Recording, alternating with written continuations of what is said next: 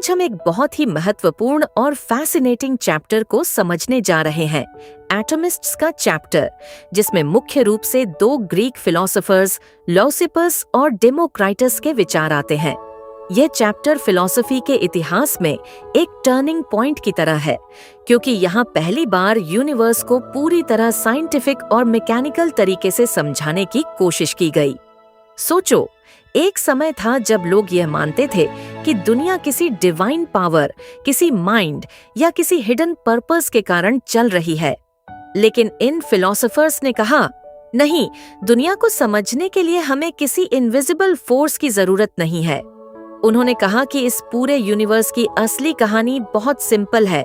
सब कुछ छोटे छोटे पार्टिकल्स से बना है, जिन्हें हम एटम्स कहते हैं, और ये एटम्स खाली स्पेस में मूव करते रहते हैं।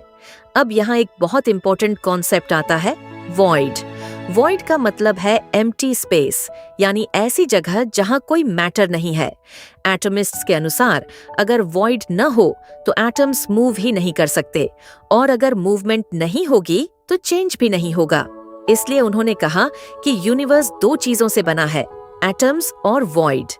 यही दोनों मिलकर सारी रियलिटी बनाते हैं। अब एटम्स कैसे बिहेव करते हैं? एटमिस्ट्स का कहना था कि एटम्स हमेशा मोशन में रहते हैं। शुरू में उनकी मूवमेंट रैंडम होती है, बिल्कुल ऐसे जैसे धूल के कण हवा में तैरते हैं। इस इन्फिनिट स्पेस में कोई अप या डाउन नहीं होता, कोई फिक्स डायरेक्शन नहीं होती। एटम्स बस मूव करते हैं, टकराते हैं, अलग होते हैं, फिर से जुड़ते हैं, और इसी प्रोसेस से पूरी दुनिया बनती है। जब एटम्स एक दूसरे से टकराते हैं तो वे कभी कभी एक तरह का भंवर बनाते हैं, जिसे वॉर्टेक्स कहा जाता है। इन वॉर्टिसीज से धीरे धीरे स्ट्रक्चर्स बनते हैं, बॉडीज, ऑब्जेक्ट्स और अंत में पूरी वर्ल्ड्स।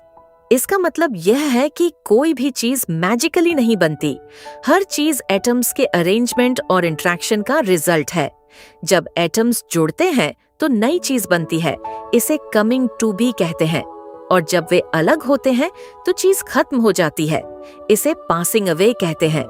अब एक और बहुत इंटरेस्टिंग बात आती है, डिटर्मिनिज्म। बहुत लोगों ने एटमिस्ट्स पर आरोप लगाया कि वे सब कुछ चांस पर छोड़ देते हैं, लेकिन असल में ऐसा नहीं था। डेमोक्रिट्स ने साफ कहा कि दुनिया में कुछ भी बिना कारण के नहीं होता, हर चीज नेचुरल लॉज के अनुसार होती है।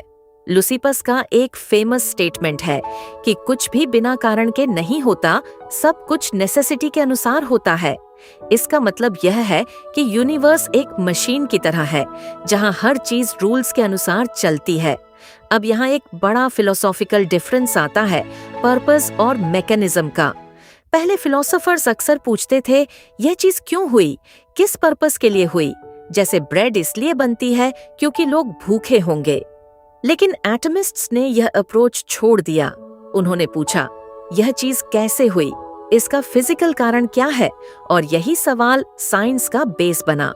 उन्होंने पर्पस यानी टेलियोलॉजी को रिजेक्ट किया और मैकेनिकिस्टिक एक्सप्लेनेशन को अपनाया। अब अगर हम लाइफ और ह्यूमन परसेप्शन की बात करें तो डेमोक्रिटस ने इसे भी पूरी तरह फिजिकल तरीके से समझाया। उन्होंने कहा कि हमारी सेंसेस एटम्स के इंटरैक्शन की वजह से काम करती हैं। जो चीज हमें रंगीन दिखती है, स्वाद देती है या गर्म लगती है, वह असल में ऑब्जेक्ट में नहीं होती, बल्कि हमारे सेंस ऑर्गन्स की वजह से महसूस होती है। यानी कलर, टेस्ट, स्मेल, ये सब सब्जेक्टिव हैं। लेकिन वेट, डेंसिटी और हार्डनेस, ये रियल प्रॉपर्टीज हैं। उन्होंने सोल को भी एटम्स से बना हुआ माना।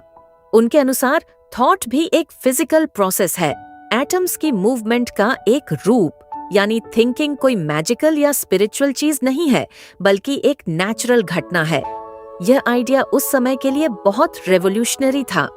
अब अगर हम उनके यूनिवर्स को देखें तो यह बहुत डायनामिक है।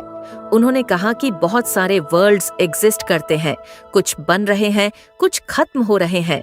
कुछ वर्ल्ड्स में सन और मून है, कुछ में नहीं। एक वर्ल्ड दूसरे से टकराकर डिस्ट्रॉय भी हो सकता है। यानी यूनिवर्स स्टैटिक नहीं है, बल्कि कॉन्स्टेंटली चेंज हो रहा है। मॉडर्न साइंस के पर्सपेक्टिव से देखें तो एटमिस्ट्स का आइडिया सरप्राइजिंगली एडवांस्ड था।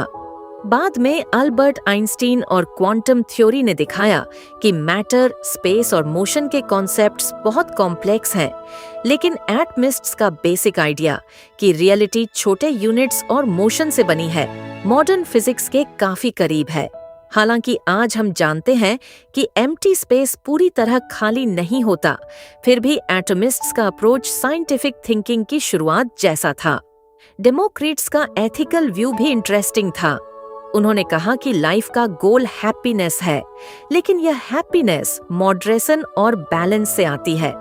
उन्होंने एक्सट्रीम इमोशंस, डिजायर्स और पैशंस को अवॉइड करने की सलाह दी। उनके लिए पीस ऑफ माइंड सबसे इम्पोर्टेंट थी। अब अगर हम इस पूरे चैप्टर का एसेंस समझें तो एटमिस्ट्स का सबसे बड़ा कंट्रीब्यूशन ये है कि उन्होंने दुनिया को समझाने के लिए किसी डिवाइन पर्पस या सुपरनैचुरल एक्सप्लेनेशन की जरूरत नहीं मानी। उन्होंने कहा कि यूनिवर्स एक नेचुरल सिस्टम है जो एटम्स और वॉइड के इंटरैक्शन से चलता है। ये पूरी तरह लॉजिकल, रैशनल और एक्सपीरियंस बेस्ड एक्सप्लेनेशन है। यही रीजन है कि उन्हें फिलॉसफी के इतिहास में एक बहुत इंपॉर्टेंट प्लेस मिलता है। उन्होंने साइंस के लिए फाउंडेशन रखी, एक ऐसा तरीका जिसमें हम क्यों से ज्यादा कैसे पर फोकस करते हैं।